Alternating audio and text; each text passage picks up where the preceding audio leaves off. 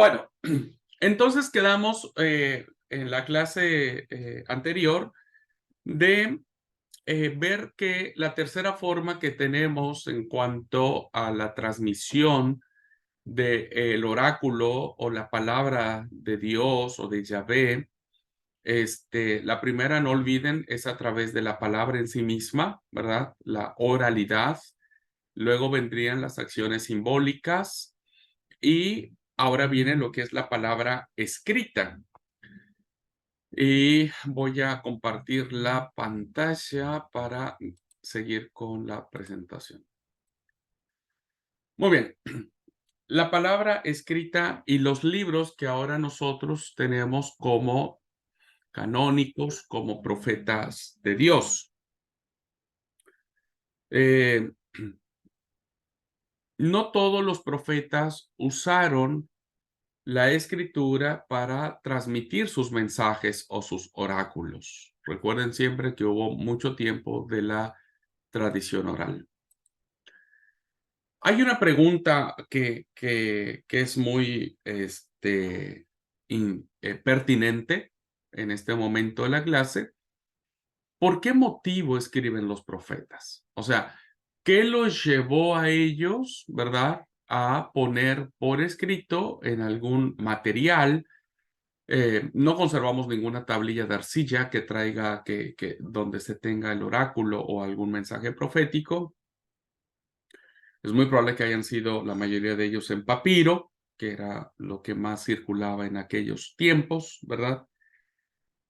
¿Qué motiva a los profetas para escribir su mensaje? En principio, o una respuesta muy rápida, podríamos decir que podríamos atribuirlo a la difusión cada vez mayor de la escritura a partir del siglo VIII.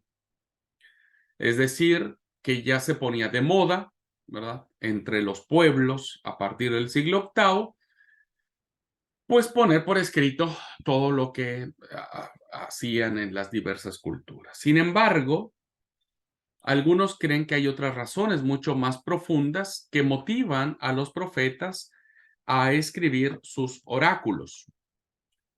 Hay un autor llamado Gunenbeck. Él dice que ¿por qué los profetas escriben? Dice que lo atribuye a su vinculación a los santuarios, donde existe interés en conservar por escrito las obras importantes. Al mismo tiempo, la palabra escrita tiene como una fuerza mágica, ¿no? Entonces, él considera que los textos empezaron a ponerse por escrito, pero siempre en vinculación con los templos, con los santuarios, ¿verdad? Que le daban cierto toque místico o cierto toque sobrenatural a ese tipo de literatura que estaba ligada a los santuarios. Otro autor llamado Millard plantea otra postura y él dice que los profetas escriben porque aduce o atribuye que la profecía es esencialmente un mensaje divino sobre el futuro, ¿verdad? Solo se la puede verificar si existe una consignación exacta que demuestre su verdad y la del mensajero que la transmite. Es decir, este autor considera que la profecía tiene carácter escatológico, entonces, pero para saber que si en el futuro se va a cumplir tal o cual cosa, pues tiene que haber el antecedente escrito. Entonces, para decir, mira, hace años atrás alguien escribió tal cosa y ahora se ha llevado a cabo, ¿verdad? Ahora se cumplió. Entonces era importante considerar la posibilidad de que se le atribuya como un carácter futurista, pero que necesita estar por escrito. Bueno, eso lo plantea este autor llamado Miller. Hay otros autores, ¿verdad?, que explican motivos diferentes que es muy interesante la propuesta que hace este autor llamado Zimmerli. Para él, los motivos por los que escribe el profeta son diferentes. No es tanto que esté vinculado con el santuario, ni es tanto como que haya una prueba escrita de que el oráculo que se pronunció finalmente se cumple. Y este autor lo plantea en los siguientes motivos. Para él, en algunos casos, se escribe para que sus contemporáneos, es decir, los contemporáneos del profeta, no solo escuchen el mensaje, sino que también lo puedan ver y lo puedan leer, ¿verdad? Tal y como podemos atestiguarlo en una referencia que aparece en Isaías, capítulo 8, versículo 1, que dice de la siguiente manera: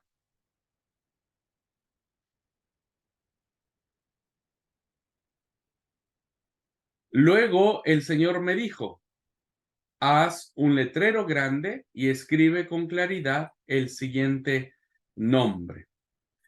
Y entonces vemos que esto que Dios le pide a Isaías que escriba es para que la gente pueda ver el nombre, que es el nombre más largo que encontramos en la Biblia, Maher Salal Has Bas. Entonces la gente tenía que ver eso. Y vemos también en el profeta Habacuc, donde el Señor le dice, y pone por escrito en tablillas la palabra que te revele para que la gente pueda entender lo que estoy escribiendo. Entonces, para este autor considera que a la par no solamente habría que escuchar la palabra, sino también de alguna manera habría que leerla. Dice que también en otras ocasiones, ¿verdad? El mensaje se consigna por escrito porque debe servir de testimonio y acusación contra un pueblo que no quiere convertirse. Debe haber un testimonio escrito, ¿verdad? Para que no haya que, ay, no sé qué dijo y no me acuerdo y demás. Para que cuando ocurra la desgracia o el anuncio de castigo, que yo les decía cómo se dividen los oráculos, cuando venga el anuncio de castigo, nadie puede decir que no ha escuchado el mensaje o que Dios no ha dado palabra, ¿verdad? 8:16 de Isaías dice, preserva las enseñanzas de Dios, confía sus instrucciones a quienes me siguen. Es decir, debía haber un mensaje escrito, ¿verdad? Que pudiese sostener que Dios no, hay un dicho que dice, no es cierto, el que avisa no es traidor y sobre advertencia no hay engaño. Entonces tenía que haber como una constancia, decir, Dios les dijo, y aquí está, ¿verdad? Está por escrito. Dios les dijo que se convirtieran y ustedes no quisieron. Por eso dice, preserva las enseñanzas de Jehová. Y un tercer motivo que encuentra este autor, que en otros casos la palabra escrita pretende sacudir al pueblo, ¿verdad? Pretende crear conciencia al pueblo. Y lo vamos a ver en la consigna de Jeremías, capítulo 36, versículos del 1 al 3, donde hay esta alusión de que si no se consigna por mero interés teológico, por conservar lo dicho en el pasado, sino como un ataque al presente. O sea, no se deja por escrito el mensaje diciendo, bueno, algún día alguien lo va a encontrar y va a ser una reliquia arqueológica, sino tiene que ver con el presente. Y Jeremías 36, del 1 al 3, dice, el Señor le dio a Jeremías el siguiente mensaje en el 4º año del reinado de Joacim, hijo de Josías en Judá. Toma un rollo y anota todos mis mensajes contra Israel, Judá y las demás naciones. Comienza con el primer mensaje allá por los tiempos de Josías y escribe todos los mensajes hasta llegar al tiempo presente. Quizás los habitantes de Judá se arrepientan cuando vuelvan a escuchar todas las cosas terribles que tengo pensadas para ellos. Entonces perdonaré sus pecados y sus maldades. Entonces, básicamente, el hecho de que hubiese una constancia por escrito, haría que el pueblo tomara conciencia de esto, ¿no? Bueno, son motivos por los cuales se cree que los profetas terminan poniendo por escrito los oráculos o los mensajes que pronuncian. Me inclino más por esta versión que nos plantea este autor llamado Zimmerman. Pero bueno, no descartamos todo lo demás. Bueno, sabemos entonces, hermanos, en cuanto a la formación ya de los libros escritos, que es lo que tenemos ahora, al menos en la forma que nos ha llegado, ¿verdad? Porque recuerden que los libros originales se perdieron, no existen más ningún autógrafo. Podemos decir que viene en función de la palabra original del profeta, ¿verdad? Los libros que nosotros ahora tenemos viene de, creemos que vino del profeta original, o sea, que lo que ahora nosotros leemos es altamente probable o profundamente probable de que sea lo que el profeta haya escrito hace miles de años. Digo altamente probable no porque dude de la canonicidad del texto sagrado, sino por el tiempo que pasó. Y ustedes ya vimos algunas clases que tenía que ver con los copistas, que tenía que ver con los traductores, ¿verdad? Entonces, creemos que eso sucedió. Bueno, antes de eso, quiero decirles que repasemos un poco el bloque de los libros según la Biblia hebrea. Tenemos a Isaías, Jeremías, Ezequiel y los 12 profetas menores, Oseas, Joel, Amós, Abdías, Jonás, Miqueas, Nahum, Abacús, Sofonías, Ageo, Zacarías y Malaquías, ¿verdad? Y todos sabemos que en el caso de la Septuaginta, pues tenemos básicamente al profeta Daniel como tal, ¿verdad? Entonces tenemos Isaías, Jeremías, Ezequiel, Daniel, y ahí los 12 profetas menores. Ahora, nosotros estamos acostumbrados a atribuir una obra literaria a un solo autor, sobre todo si al principio nos da su nombre, como ocurre en los libros proféticos. Si nosotros decimos, y vino visión al profeta Isaías, hijo de Nun, etcétera, ¿no es cierto? Pensamos entonces que todo el libro está escrito por un hombre llamado Isaías. Pero en el caso que nos ocupa de los textos sagrados, no siempre el libro va a proceder de la misma persona o del mismo autor, ¿verdad?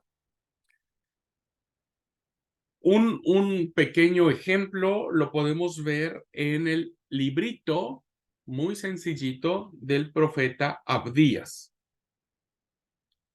Y podemos decir claramente que el profeta Abdías no escribió un libro, ¿verdad? Ni siquiera un tríptico o un folleto, ¿verdad? Lo único que escribió es una media carilla con 22 versos y que en 22 versos se resume toda su predicación. Ahora, un librito tan chiquitito, con solo 22 versos, podría pensar que fue escrito por este personaje llamado Abdías, ¿verdad?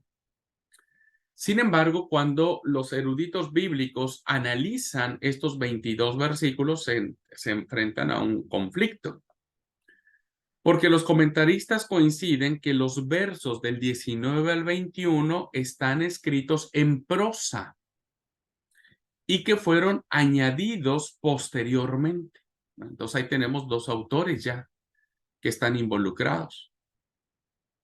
El estilo y la temática que encierra el resto de los versículos es muy diferente al que se encuentra en el versículo 19, 20 y 21. Así que la pregunta sería, según la crítica literaria, ¿quién escribió o insertó esos 3 versículos que aparecen en este pequeño librito? Pues la verdad es que Nadie lo sabe. Lo más probable es que haya sido un autor que vivió muchos siglos después que el profeta Abdías. Entonces, si con este pequeño ejemplo de un librito tan chiquitito, ¿verdad? Un librito, ahora vean ustedes los problemas que nos enfrentamos a un libro llamado Isaías con 66 capítulos, a un libro llamado Jeremías con 52 capítulos y a un libro llamado Ezequiel con 48 capítulos. Así que debemos saber en primera instancia que aunque aparecen los libros diciendo fue escrito por Oseas, por Amós, Ezequiel y demás, debemos saber que, y ahora voy a explicar al final, sí, si me va a dar tiempo, quiénes intervinieron en esta conformación, ¿verdad? Bueno, dicho esto, podemos decir que normalmente lo primero que nos enfrentamos sería la palabra hablada, ¿verdad? Que se pronuncia directamente ante el público. Pero algunas veces Dios ordenará al profeta que escriba en tablillas, que es lo que encontramos en esta parte de Isaías capítulo 30, versículo 8, que dice, ahora ve y escríbelo en una tablilla, grábalo en bronce, que sirva en el futuro de testimonio perpetuo. Evidentemente no hay ninguna referencia, no hay ningún vestigio arqueológico que se haya encontrado que en estos materiales, tanto en bronce como en arcilla, se encuentre algún texto sagrado.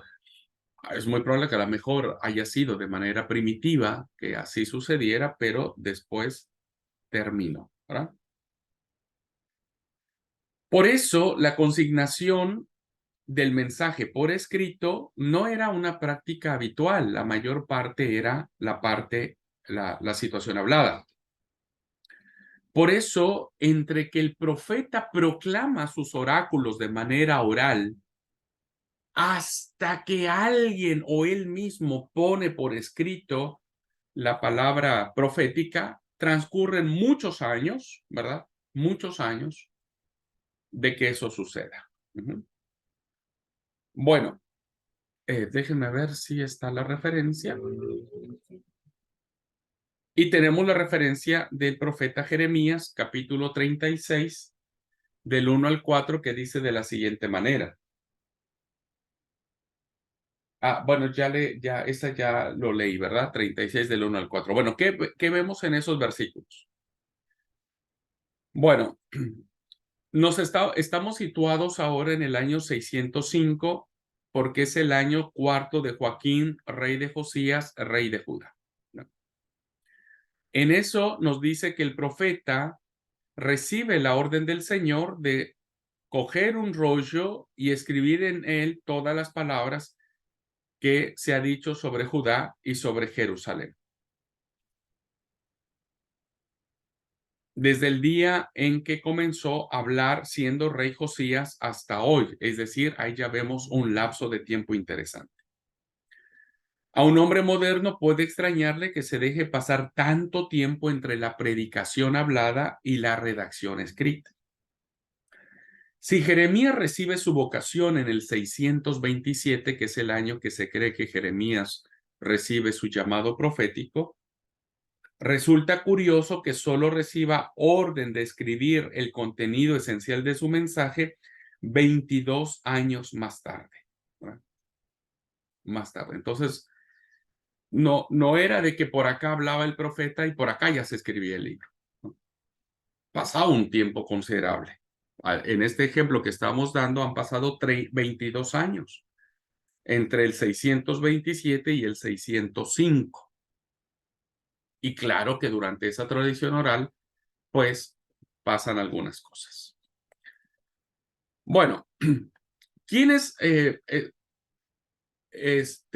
intervinieron en la conformación de estos textos ahora escritos que nosotros tenemos? Bueno, vemos cuatro grupos,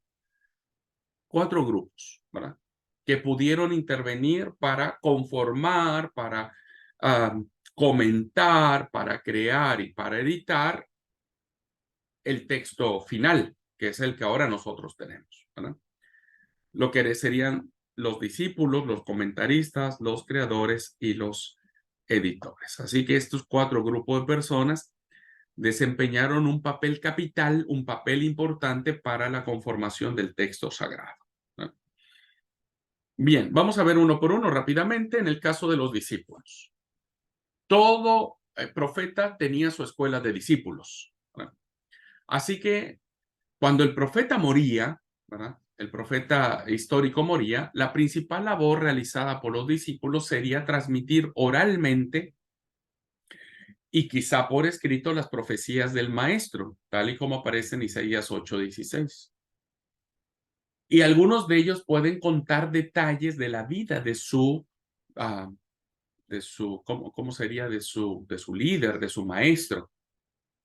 Este ejemplo lo tenemos claro en Amós, porque resulta que cuando se redacta el pleito que tiene Amós con Amasías, el sacerdote, se redacta como si alguien lo estuviera redactando en tercera persona, no en primera persona. No es de que Amós dice, yo a Amós les voy a contar lo que pasó, sino más bien esa redacción tiene que ver con que, les voy a contar lo que le pasó a Amós. Eso evidentemente viene de una tradición oral y evidentemente fue alguien diferente al profeta Amós quien escribió esos versículos. Así que los discípulos jugaron un papel muy importante. Lo vamos a ver con Isaías. Isaías tiene sus discípulos que se le llama el Deutero Isaías o el Trito Isaías, ¿verdad? Entonces, los discípulos juegan un papel muy importante para conservar el espíritu del profeta o de su maestro, diríamos, ¿no? Bebieron tanto de ellos que lo tienen muy bien presente, ¿no?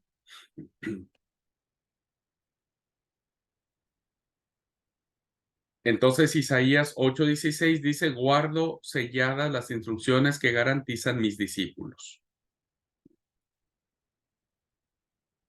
Muy bien.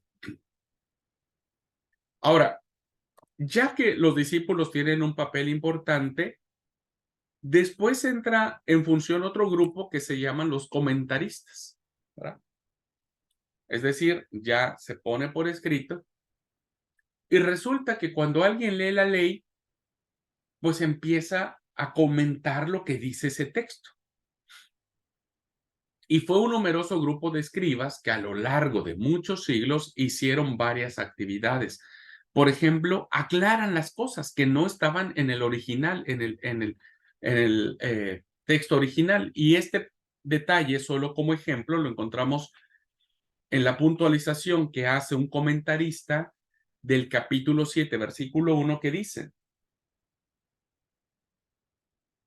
Isaías 7:1 dice, cuando Acaz, hijo de Jotam y nieto de Usías, era rey de Judá, Resín, rey de Aram, y Peca, hijo de Remalías, rey de Israel, sellaron para atacar a Jerusalén. Sin embargo, no pudieron llevar a cabo su plan.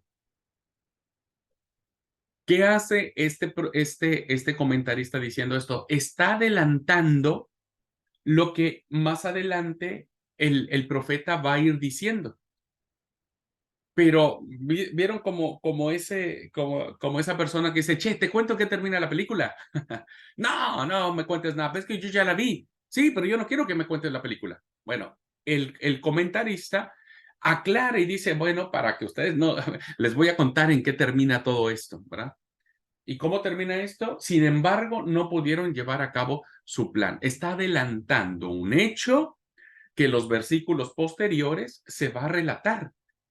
Pero el comentarista nos rompe la sorpresa, el comentarista. Entonces ya desde el principio dijimos, bueno, no lograron lo que tenían que lograr. Esto, hermanos, aparece abundantemente en los textos proféticos, ¿verdad? Entonces, cuando alguien leía al profeta Amós o Joel y demás y no entendía algo, lo aclaraba, ¿verdad? Lo aclaraba. Y esas aclaraciones se metieron en el texto sagrado y ahora ya nos acompañan a cada uno de nosotros. Solo los expertos que conocen este tipo de situaciones nos pueden ayudar para clarificar cuándo es una aclaración y cuándo pertenecía al original del profeta.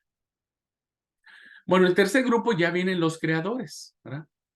Que son muchos de los escritos proféticos provienen de la mano de profetas anónimos, que no sabemos quiénes fueron. Es muy probable que sean de la escuela de los profetas que llevan su nombre, ¿verdad? Es muy probable. Pero entonces estos empiezan a crear, que lo vemos claramente en el libro del profeta Isaías, ¿verdad? ¿Por qué? Porque el profeta Isaías va a plantear muchas de las cosas que tienen que ver con este, eh, con el exilio, y después va a venir otro profeta o varios profetas que van a plantear después del exilio. Entonces uno pensaría que en el caso del profeta Isaías, los 66 capítulos son obra del profeta, ¿verdad? Sin embargo, se ha determinado que hasta el capítulo 39 pertenecen al profeta histórico, ¿verdad? El primer Isaías se le llama. Luego, del capítulo 40 al capítulo 55, sería el segundo Isaías, es decir, otro profeta, muchos años después de que murió el profeta. Ya había pasado muchos años de que el profeta murió, se escriben estos capítulos. Y del 56 al 66 hay otro profeta o varios profetas, ¿verdad?, que escriben estos capítulos que se les llaman el trito Isaías o el tercer Isaías. Así que bueno, vemos claramente que los textos proféticos fueron creándose a partir, insisto, de la figura del profeta original, y esto se lleva a cabo. Y finalmente vienen los editores, ¿verdad? A este grupo le podemos atribuir dos tareas importantes o principales. Lo que hacían ellos primero era revisar las colecciones de libros, ¿verdad? Revisan si se fue cumpliendo a cabalidad lo que en un principio se tenía que decir. Y el otro tenía que ver con la redacción final de los libros proféticos, que ellos ya van a plantear, ¿verdad? Van a plantear cómo queda en su forma original o en su forma actual a la cual nosotros tenemos. Le hacen como la última revisión hasta que se fije el canon y dice, bueno, listo, esto se cierra, y así queda finalmente los libros sagrados. Los libros sagrados. Hay muchos ejemplos, no los voy a atribular con mil y un ejemplos que aparecen, ¿verdad? En el caso, por ejemplo, de los comentaristas, pues los comentaristas no solamente hacen aclaraciones, sino que los comentaristas también hacen revisiones, los comentaristas hacen añadidos, hacen actualizaciones, hacen comentarios del texto, ponen citas que en los originales no se encuentran, etcétera. Pero bueno, solamente para decirle que el proceso de la conformación de la palabra escrita interviene en muchas manos que, ojo con esto, todas ellas fueron inspiradas por el mismo espíritu, ¿no? Por el mismo espíritu. Entonces, el hecho de que el segundo Isaías o el tercer Isaías no haya sido escrito por el profeta Isaías no significa que quienes escribieron los otros capítulos no fueron inspirados por el Espíritu de Dios. Claro que fueron inspirados. Así es que, pero pasa todo un proceso en la conformación del texto profético con base a los discípulos, los comentaristas, los creadores y los editores. Muy bien, hermanos. Pues es así como concluimos nuestra clase de la transmisión que tiene que ver con el texto sagrado. ¿Preguntas, dudas, comentarios?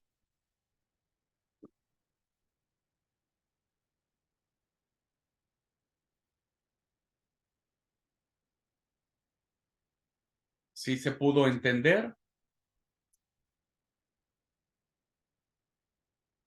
o no?